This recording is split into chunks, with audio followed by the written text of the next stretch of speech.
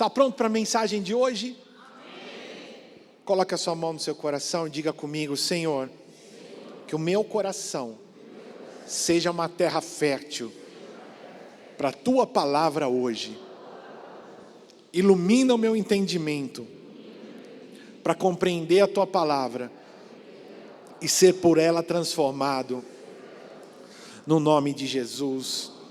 Amém. Muito bem. A mensagem dessa manhã tem o título: Deixe o seu cântaro. Deixe o seu cântaro.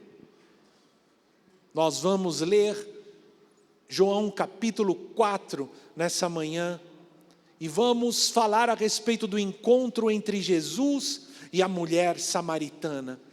Mas eu quero que você receba a palavra de Deus para o seu coração hoje. E saiba que Deus deseja fazer algo novo na sua vida. Diga para quem está ao seu lado: Deus deseja fazer algo novo na sua vida. Deus te escolheu para ser um instrumento que vai tocar essa geração. Você crê?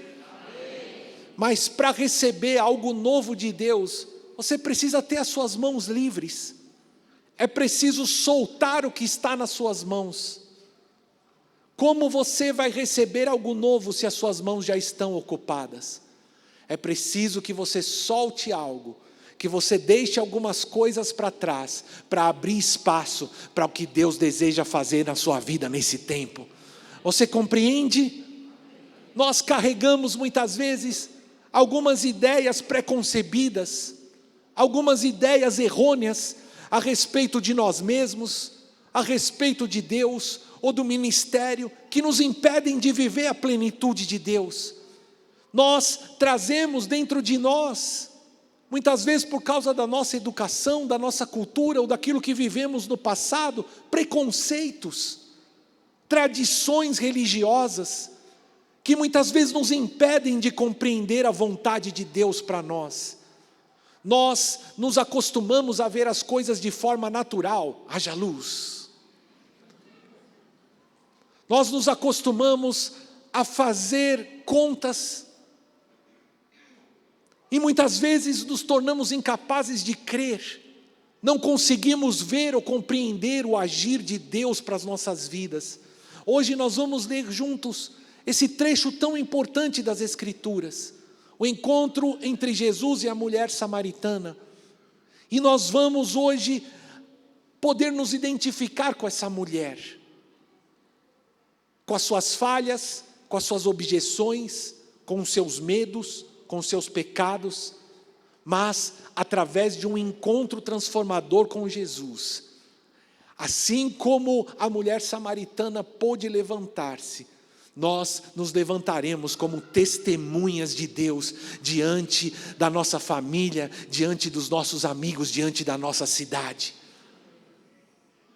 Ao olhar para essa mulher, vemos alguém que não era nada, mas que tornou-se um instrumento para a salvação de toda uma cidade, de todo um povo. Eu quero te convidar a ler junto comigo João capítulo 4, nós vamos ler juntos do verso 1 ao 26, o diálogo completo entre Jesus e a mulher samaritana. Você pode tomar aí a sua Bíblia, ou se quiser, nós vamos ler na versão NVI, você pode acompanhar nos telões. Preste bem atenção, põe aqui o seu coração, nós vamos ler juntos. Vou pedir a ajuda da Alessandra, vamos colocar aqui uma voz feminina para ler esse trecho. Bom dia, queridos. Estão prontos? Amém. Quando Jesus ficou sabendo que os fariseus ouviram falar que ele estava fazendo e batizando mais discípulos do que João, embora não fosse Jesus quem batizasse, mas os seus discípulos, saiu da Judeia e voltou novamente para a Galileia. No entanto, era necessário que ele passasse por Samaria. Assim, chegou a uma cidade de Samaria, chamada Sicar, perto das terras que Jacó dera a seu filho José. Ali havia um poço de Jacó. Jesus, cansado da viagem, sentou-se à beira do poço. Isso se deu por volta do meio-dia. Nisso, veio uma mulher samaritana tirar água. Disse-lhe Jesus: dê-me um pouco de água. Os seus discípulos tinham ido à cidade comprar comida. A mulher samaritana lhe perguntou: como o Senhor, sendo judeu, pede a mim, uma samaritana, água para beber? Pois os judeus não se dão bem com os samaritanos. Jesus lhe respondeu: se você conhecesse o dom de Deus e quem está pedindo água, você lhe teria pedido e dele receberia água viva.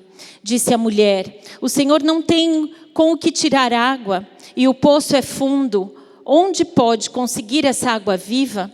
Acaso o Senhor é maior do que o nosso pai Jacó, que nos deu o poço, do qual ele mesmo bebeu, bem como seus filhos e seu gado? E Jesus respondeu: quem beber desta água terá sede outra vez, mas quem beber da água que eu lhe der nunca mais terá sede.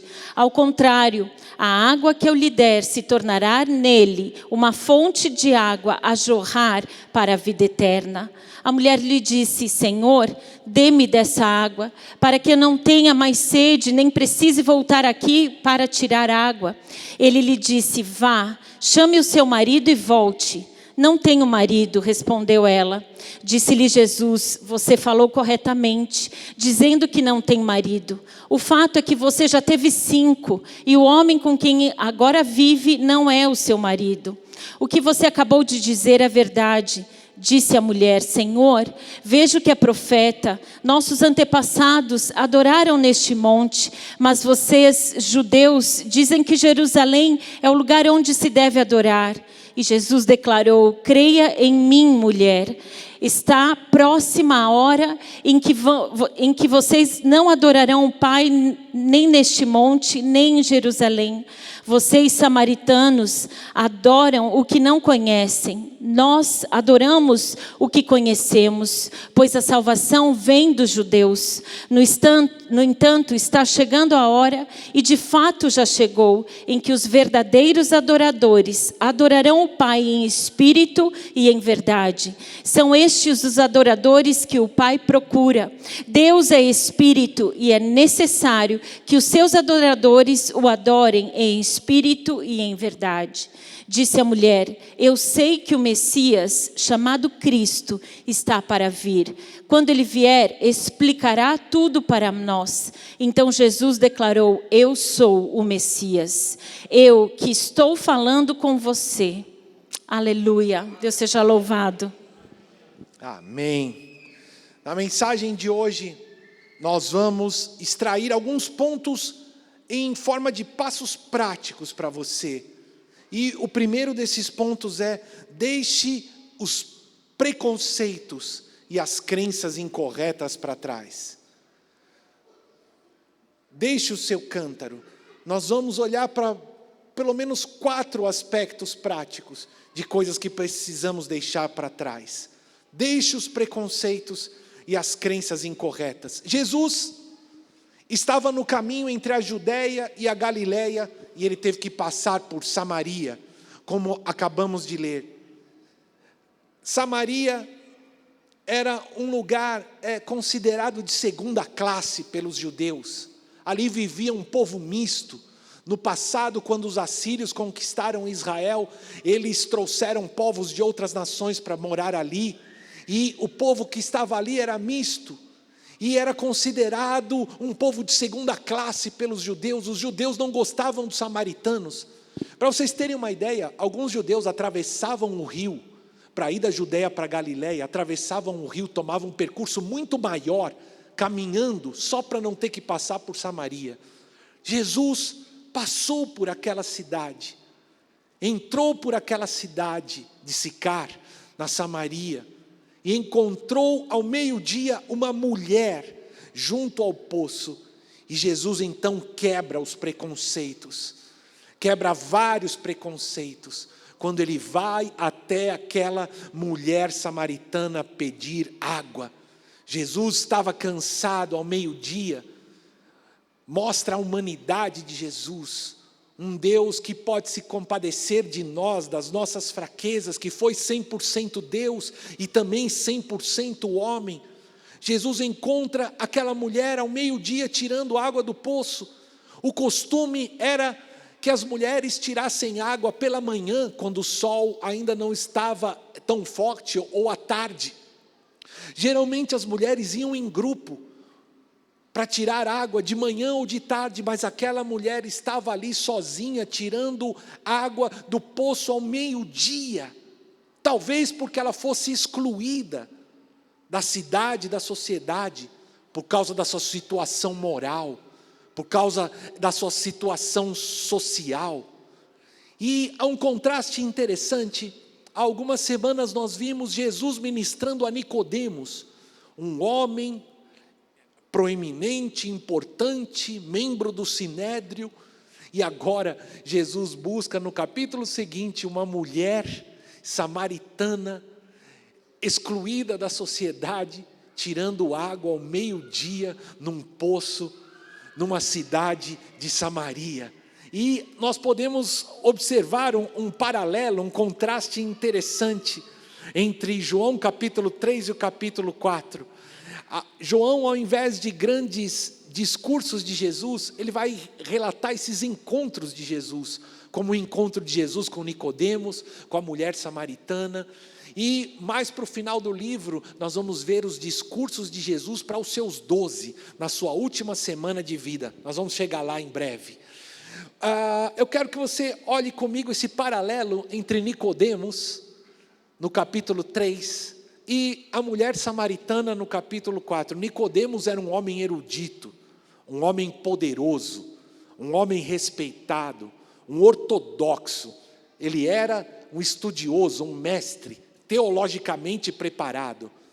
A mulher era inculta, não tinha nenhuma influência, era desprezada, só conhecia a religião popular. Nicodemos era homem, judeu, era um líder, enquanto a samaritana era uma mulher samaritana, um povo desprezado pelos judeus, e era praticamente uma pária moral, estava à margem da sociedade.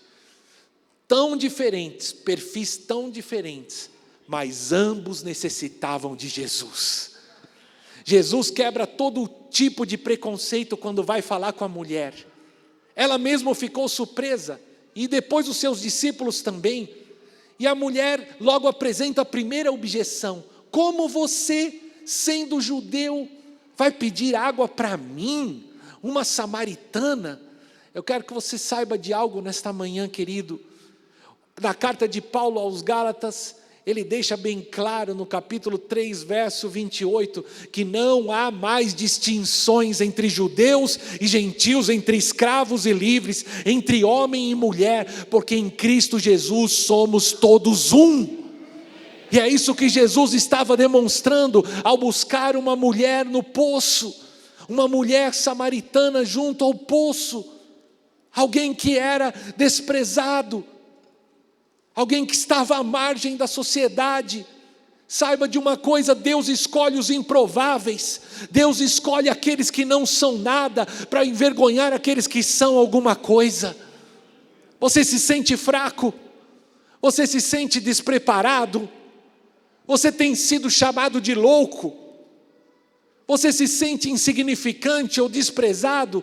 Eu tenho uma boa notícia para você: Deus te escolheu para ser o seu instrumento nessa terra. Aleluia! 1 Coríntios 1, 27 a 29 diz: mas Deus escolheu o que para o mundo é loucura, para envergonhar os sábios, e escolheu o que para o mundo é fraqueza, para envergonhar o que é forte. Ele escolheu o que para o mundo é insignificante, desprezado, e o que nada é, para reduzir a nada o que é, a fim de que ninguém se vanglorie diante dele. Aleluia! Deus te escolheu, Deus me escolheu. Deus vê o teu coração, Deus não vê como vê o homem. Deus vê o teu coração e Ele te escolheu. Você pode ser desprezado para o mundo, mas você tem grande valor para Deus. Aleluia!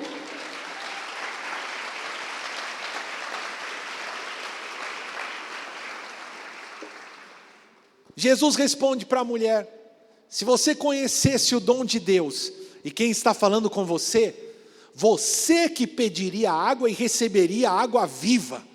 Uau! Jesus quer se revelar à mulher. Jesus está falando do quê? Não está falando de um balde de água do poço, está falando da salvação, está falando da vida eterna, está falando do novo nascimento, está falando em curar as feridas emocionais que aquela mulher tinha. Mas a mulher, assim como Nicodemos, só tem olhos para entender o que é natural. Jesus fala das coisas espirituais, mas a mulher não consegue entender. Sabe quantas vezes Deus tem falado conosco? Deus tem um chamado para nós, quer nos entregar coisas grandes, elevadas, espirituais, mas tudo que conseguimos ver é o que é natural, as contas que eu tenho que pagar segunda-feira, o que eu tenho que fazer hoje, as circunstâncias que eu estou vivendo. Abra os seus ouvidos, queridos, para compreender a voz de Deus para você hoje. Deixe de lado os preconceitos, deixe de lado as objeções. Que objeções têm te afastado de viver a plenitude de Deus? As crenças incorretas que você tem a respeito de você mesmo, do seu passado, de impossibilidade, de derrotas. É necessário que você deixe essas coisas para trás e saiba que você é escolhido de Deus para esse tempo. Quando olhamos para o plano de Jesus que chegou ali em Samaria, podemos nos lembrar da nossa nação. Por isso também Deus escolheu o Brasil. Por isso também Deus te escolheu e tem grandes projetos para mim e para você. Deus quer fazer de você um instrumento de bênção, de salvação para os teus, para aqueles que estão ao teu redor, para a tua família, para os teus vizinhos, para o teu bairro, para a tua nação. Por isso que você possa deixar para trás. O teu valor não é determinado pelo tanto de dinheiro que você tem. O teu valor não é determinado por aquilo que foi o seu passado, pelo que as pessoas dizem para você. O teu valor é determinado porque você foi comprado pelo sangue do Cordeiro. Você vale mais do que o ouro e do que a prata. Você é a imagem e semelhança de Deus. Deus tem um projeto de bênção para você, para a tua casa, para a tua família. Ele quer mudar a sorte da tua família, quer mudar a tua história, quer te usar como instrumento de bênção. Basta que você creia. Por isso deixe para trás os preconceitos, deixe para trás as crenças incorretas e abra o teu coração para o projeto de Deus, para as promessas de Deus para a tua vida. Há algo mais que é necessário deixar para trás. Deixe a incredulidade para trás. A mulher, sem saber diante de quem estava, ela não conhecia Jesus. Ela diz: o Senhor não tem nem como tirar a água do poço. Como que vai me dar água viva ou água corrente? O Senhor não tem nem um balde para tirar a água aqui desse poço. Como que o Senhor pode me dar água corrente? Acaso o Senhor é maior do que Jacó, que nos deu esse poço? A mulher não sabia quem Jesus era, mal sabia ela que ela estava diante de alguém muito maior do que Jacó. Cuidado com o conhecimento distorcido, superficial de quem Deus é. O Evangelho foi escrito para que você creia que Jesus é o Cristo, o Filho de Deus, e crendo tenha vida em seu nome. A verdadeira vida que Deus tem para você é o sopro do Espírito de Deus, é a vida do próprio Deus. Por isso tira os teus olhos do dinheiro, tira os teus olhos do natural, da comida, da bebida.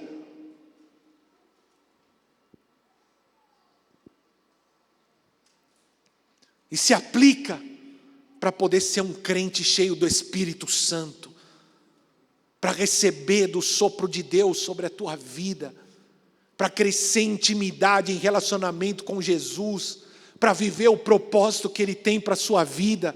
Para de fazer contas, Para de olhar para as circunstâncias e se levante como um homem, uma mulher de fé nesse tempo, e então você verá milagres acontecer na tua vida, você verá milagres acontecerem através de você, do teu ministério, as portas se abrirão, a provisão sobrenatural vai chegar. Aleluia, creia. Jesus respondeu: quem beber dessa água do poço, Jesus está querendo falar das coisas espirituais. É assim como Nicodemos, a mulher. Estamos também, cada um de nós. Ele nos chama para viver em fé, para olhar para as suas promessas, para um propósito profético que Ele tem para as nossas vidas. Nós voltamos para as coisas do cotidiano, não conseguimos ver além. Jesus diz: olha, quem beber dessa água do poço vai ter sede de novo, mas quem beber da água que eu lhe der nunca mais terá sede. Ao contrário, do seu interior fluirá uma fonte de água que jorrará para a vida eterna. Uau! A mulher diz: Senhor, então me dê dessa água, para que eu não tenha mais sede, e não precise voltar aqui nesse poço para tirar água novamente. Jesus estava falando, querido, da vida de Deus, da sede da alma. Matar a sede do corpo é fácil, é só você tomar água. Matar a fome do corpo é fácil, é só você comer um pedaço de pão. Jesus estava falando de algo muito maior, de preencher o vazio do coração, de dar o sentido para a vida de alguém, de saciar a sede da alma. Aleluia! A mulher começa a se convencer. Embora ainda ela não entenda completamente, ela pede: Senhor, me dá dessa água, para que eu não tenha mais que vir aqui. E então, qual que é a resposta de Jesus para ela? Jesus então diz para a mulher: vá e chame o teu marido e venha até aqui. Uau! Há algo que precisa ser deixado para trás. As crenças incorretas, os preconceitos, a incredulidade, e também o pecado. Deixe o pecado. O Senhor te diz nessa manhã.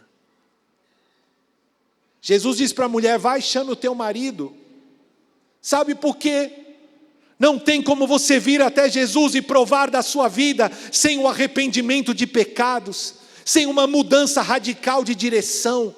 Jesus veio nos salvar, nos dar uma nova oportunidade, nos reconciliar com Deus, mas não há uma licença para que você permaneça como está.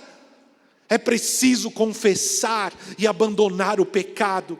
É necessário uma mudança de vida, uma mudança de direção, uma mudança de caminho. E a mulher então responde: Senhor, mas eu não tenho marido. E Jesus diz: é verdade, porque você já teve 5. E esse com quem você está hoje não é o teu marido. Jesus confronta o pecado da mulher. E aqui você pode prestar atenção em algo. A mulher fica surpresa e diz: uau, o Senhor é um profeta. Nada nós podemos esconder de Jesus. Você pode colocar a sua roupa do culto, você pode fazer um sorriso, você pode enganar o seu pai, a sua mãe, a sua esposa, ou o marido, ou o líder, ou o pastor, mas nada podemos esconder de Jesus. Portanto, querido, que você possa se humilhar diante dele. Não há como viver a vida de Deus permanecendo no pecado. Hoje Deus te dá uma nova oportunidade nessa manhã. Arrependa-se, confesse e abandone o pecado e você encontrará misericórdia. Não importa o tamanho do seu pecado, tome uma decisão hoje de deixar para trás a mentira, a idolatria, o adultério, o ganho desonesto, os jogos, os vícios, a falta de perdão, o ressentimento, o ódio, a amargura. Se há arrependimento e confissão, as Escrituras prometem, Ele é fiel e justo para nos perdoar de todo o pecado e nos purificar de toda a injustiça. O arrependimento implica uma mudança de direção. Eu estou indo por aqui, eu paro, confesso deixo o meu pecado e sigo por um novo caminho. Esse é o chamado de Jesus para mim e para você nessa manhã. Há mais algo que precisa ser deixado para trás. Deixe as tradições religiosas para trás. Como assim? As tradições representam aquilo que é do homem, aquilo que foi criado pelo homem, mas que não provém da palavra de Deus. A mulher reconhece Jesus como um profeta, pelo menos, ela já está crescendo na revelação. E então ela diz: olha, os samaritanos adoram nesse monte, os judeus adoram em Jerusalém, qual é o lugar certo para adorar? Onde eu tenho que adorar? A mulher levanta mais uma objeção, agora uma objeção teológica. Nós não sabemos se é uma dúvida sincera, se aquilo era realmente algo importante para ela, ou se ela simplesmente quis mudar de assunto, não é verdade? É mais fácil falar sobre dúvida teológica do que sobre o próprio pecado, não é assim? Chama o teu marido: Senhor, onde que nós devemos adorar? Nesse monte, naquele monte, essa religião, aquela? Não sabemos se essa era uma dúvida, ela só quis mudar de assunto. Muitos se escondem de trás de uma capa de religião, de argumentos religiosos, quando na verdade o que não querem é mudar de vida, é arrepender-se do pecado. O que não querem é assumir um compromisso verdadeiro com Jesus Cristo. Jesus responde: está chegando a hora, e depois complementa: de fato já chegou, que não adorarão mais a Deus, nem aqui nem em Jerusalém, porque os verdadeiros adoradores adorarão ao Pai em espírito e em verdade. Esses são os adoradores que o Pai procura. Muitos estão tão preocupados com as tradições religiosas,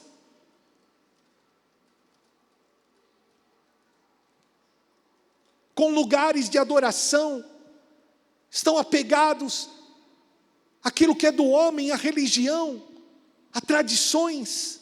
Não, porque a minha família adorou dessa maneira, então assim eu continuarei. O Pai procura verdadeiros adoradores, que adoram em espírito e em verdade. Se Ele procura verdadeiros adoradores, é porque existem muitos falsos. Se Ele procura os verdadeiros, é porque existem muitos falsos. E se Ele procura, se Ele tem que procurar, é porque provavelmente não são muitos os verdadeiros. Tome cuidado com a falsa religião, com a religião externa, baseada em rituais, baseada em lugares sagrados, em mostrar para os outros uma determinada aparência. Eu quero que você ouça bem a palavra de Deus nessa manhã. Estar dentro de uma igreja não faz de você um verdadeiro adorador. Pagar o dízimo como se fosse a mensalidade de um clube religioso, cumprir alguns rituais, não faz de você um verdadeiro adorador. A verdadeira adoração tem que nascer do Espírito, daquele que nasceu de novo, tem que ser guiada pelo Espírito de Deus. A verdadeira adoração brota do coração de alguém que nasceu de novo e é cheio do Espírito Santo. Aleluia! A verdadeira adoração brota da vida, de uma vida que é separada para Deus, que é guiada pela palavra da verdade. Não pense que realizar rituais exteriores, cumprir muitas tradições religiosas, faz de você um verdadeiro adorador, um verdadeiro cristão. As tradições religiosas passam, mas a palavra de Deus deve guiar a sua fé. A palavra infalível de Deus deve guiar a sua adoração. Ela é a verdade. Um adorador que adora em espírito e em verdade é um adorador cheio do Espírito, guiado pelo Espírito, que adora através do fundamento da palavra da verdade. É isso que o Pai procura. Aleluia! Você pensa que estar num palco cantando é servir a Deus? Você pensa que pregar às multidões é servir a Deus? Ou viajar para outro país? Eu tenho uma pergunta para você nessa manhã. Você quer de verdade servir a Deus ou ser reconhecido pelos homens? Você quer tanto adorar a Deus? Pega o teu instrumento e adora no lugar secreto, como Davi. E o Deus que te vê no secreto te recompensará. Todos os dias tem pessoas perto de você que precisam das boas novas do Evangelho. O que te impede de pregar a elas? Se você não testemunhou nem para o teu vizinho, para aquele que tem a porta colada na tua, se você não abriu a porta da sua casa, não convidou ele para comer uma pizza, e não contou para ele o que Jesus fez para você, fez em sua vida, o que te faz pensar que ir a um outro país vai fazer de você um missionário? Você entende a hipocrisia religiosa? Você quer servir a Deus? Então seja um servo. Faça o que Ele te pede hoje. Obedeça sem questionar. Você quer servir a Deus? Dê sem ser visto pelos outros. Reparte o que você tem com o teu amigo que tem menos do que você. Seja fiel no pouco. E no muito Deus te colocará. Você quer servir a Deus? Faça um discípulo. Tome uma vida. Ganhe uma vida para Jesus. E faça dela um discípulo. Foi isso que Jesus pediu para nós como igreja. Comece onde você está. Preocupe-se em servir e obedecer. A mulher então disse: eu sei que o Messias está para vir, e quando ele vier, ele explicará tudo para nós. Então Jesus faz uma declaração tremenda para aquela mulher, e ele diz: eu sou o Messias, eu que estou falando com você. Preste atenção, essa é a primeira vez que Jesus vai se declarar como o Messias, sem ambiguidades, de forma clara, e Jesus o faz à mulher samaritana. Ele vai se revelar como Messias pela primeira vez a uma mulher, a mulher samaritana. E nessa declaração, é uma declaração muito poderosa, porque além de Jesus se revelar como Messias, ele usa as palavras eu sou, que lembra da revelação de Yahvé a Moisés, o nome de Deus a Moisés, eu sou o que sou. Jesus está se revelando àquela mulher como Deus, como um Messias. Que tremenda revelação ela teve, aleluia! Mais uma vez podemos ver o conhecimento de Deus que foi escondido dos grandes, dos poderosos, dos ricos, dos famosos, dos inteligentes, e foi revelado aos pequeninos, foi revelado aos pobres, foi revelado àqueles que nada são, aleluia! Naquele momento, as objeções da mulher caíram por terra. Ela deixou para trás o seu cântaro, se levantou e foi à cidade testemunhar e contar para todo mundo que ela encontrou o Messias, o Filho do Deus vivo. Aleluia, aleluia, pode aplaudir ao Senhor.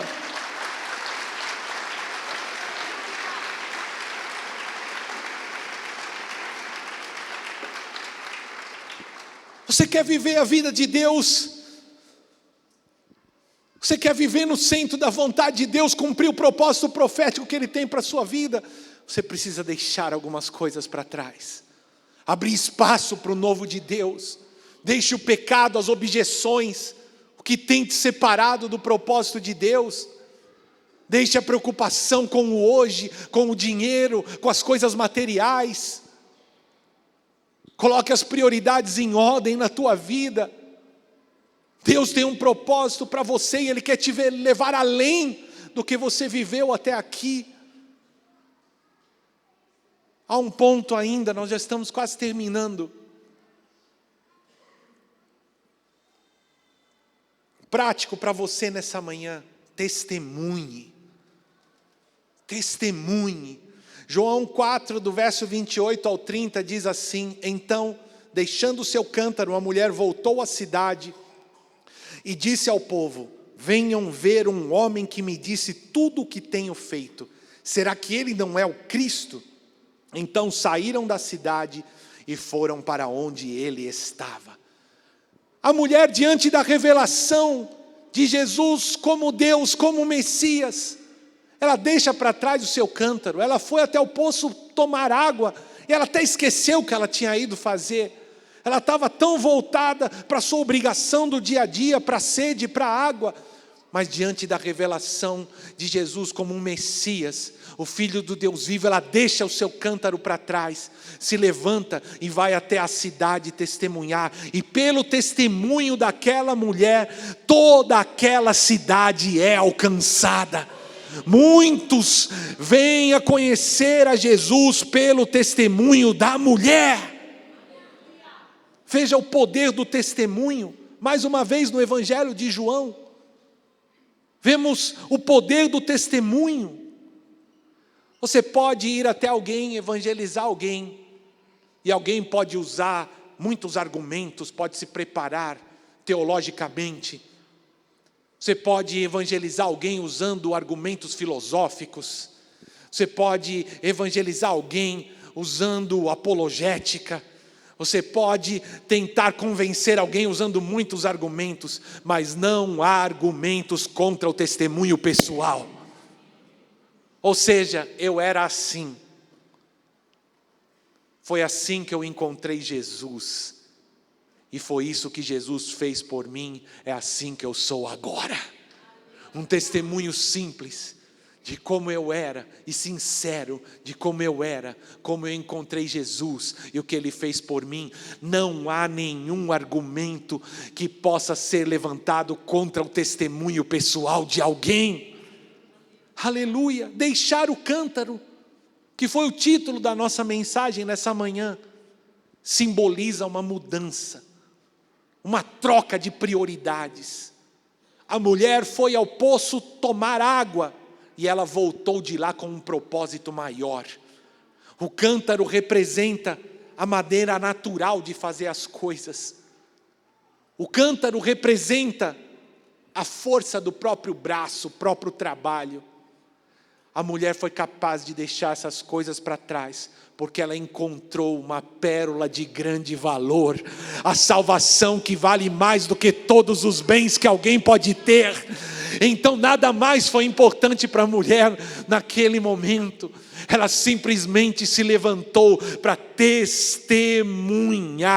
Querido, Deus quer te levantar como uma testemunha. Ele quer fazer de você um instrumento de salvação para a tua casa, para a tua família, para os teus amigos, para o teu vizinho, para o lugar que você mora. Ele quer fazer de você um instrumento de bênção. Você pensou que não tinha valor nenhum, que a sua vida não tem sentido, mas Deus te escolheu e quer fazer de você um instrumento para que essa nação seja impactada, para que as nações da terra saibam que Jesus Cristo é o Senhor.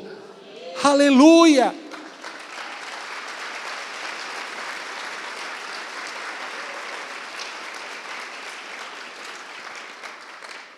O Senhor diz para você nessa manhã: tudo que você viveu te preparou para esse momento.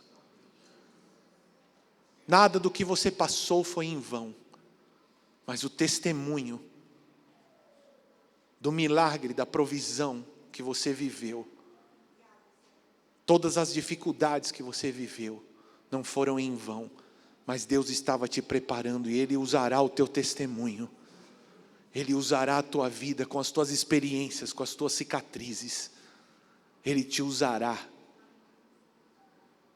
Você terá um coração compassivo, porque será capaz de sentir a dor do outro. O seu testemunho será uma bênção para levantar aqueles que passarão por enfermidades, aqueles que passaram por perdas. O Senhor deseja te usar, querido. Último ponto, que vem da continuação, é faça a vontade e a obra de Deus. Diga, me ajude a pregar para quem está aí do seu lado: faça a vontade e a obra de Deus. Aleluia. Aqui tem algo muito lindo, que parece para mim espetacular. Entre os versos 31 e 34, quero que você leia comigo. Nós vamos olhar para o exemplo de Jesus. Enquanto isso, os discípulos insistiam com ele: mestre, come alguma coisa. Mas ele lhes disse: eu tenho algo para comer que vocês não conhecem. Então seus discípulos disseram uns aos outros: será que alguém lhe trouxe comida? Perceba só a limitação humana. E quantas vezes nós não agimos assim. Os discípulos estavam só preocupados com o lanche.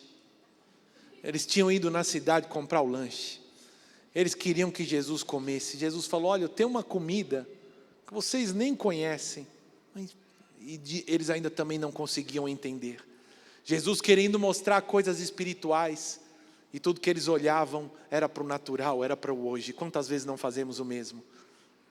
E então Jesus diz: a minha comida é fazer a vontade daquele que me enviou e concluir a sua obra. A minha comida é fazer a vontade daquele que me enviou e concluir a sua obra. Já tinha passado a hora do almoço. O sol estava forte, mas Jesus não estava nem aí para o almoço. Ele estava preocupado com a salvação daquela mulher, com a salvação daquele povo. A minha comida é fazer a vontade, essa é a minha verdadeira necessidade. Não é o que eu vou comer hoje, não é a satisfação imediata, não é o agora, não é a água, não é a próxima refeição, não é a conta que tem para pagar. A minha verdadeira necessidade é fazer a vontade daquele que me enviou e concluir a sua obra. Eu digo para você nessa manhã: vamos imitar Jesus. Faça a vontade e a obra de Deus. Há algo que é muito maior do que os bens materiais. Há algo que é muito maior do que a comida. Há algo que é muito maior do que a bebida. Se você for chamado hoje, se qualquer um de nós for chamado hoje, o que nós teremos para apresentar diante de Deus? Quando nós estivermos diante dele, quando a nossa vida nesse mundo acabar, e pode ser a qualquer momento, pode ser ainda hoje.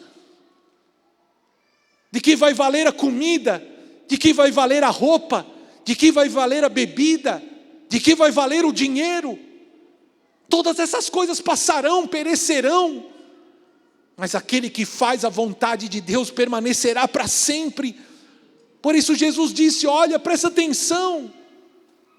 Não fique acumulando tesouros na terra, porque todos eles serão destruídos um dia. Se preocupe em acumular tesouros no céu, onde a traça e a ferrugem não destrói, o ladrão não pode roubar. Querido, que os nossos olhos se abram, que os seus olhos espirituais se abram nessa manhã, para compreender o propósito de Deus, para compreender o valor que você tem, o plano perfeito que Deus tem para a sua vida, para que você transcenda, para que você vá além do dia de hoje, da dificuldade momentânea, e possa se alinhar ao plano perfeito, ao propósito perfeito que Deus tem para a tua vida, para a tua casa, para a tua família. O resultado disso nós vemos lá no verso 39, muitos samaritanos daquela cidade creram nele, por causa do seguinte testemunho dado pela mulher: ele me disse tudo o que tenho feito. O propósito de Deus para a sua vida é que você viva um milagre, e o milagre daquilo que Ele fez em você possa ser um sinal que vai mostrar a Deus para esse mundo. Você recebe essa palavra no teu coração hoje? Quando olhamos para o livro de Atos, nós já praticamente terminamos, estamos concluindo. Filipe, um grande evangelista, vai até Samaria. E ali vai haver uma grande colheita de almas e um avivamento entre os samaritanos. Pedro e João também vão até o povo samaritano. E aquele vai se tornar um lugar de avivamento, de salvação, que foi semeado por Jesus e os seus discípulos, pela mulher que levou o seu testemunho até a cidade de Sicar.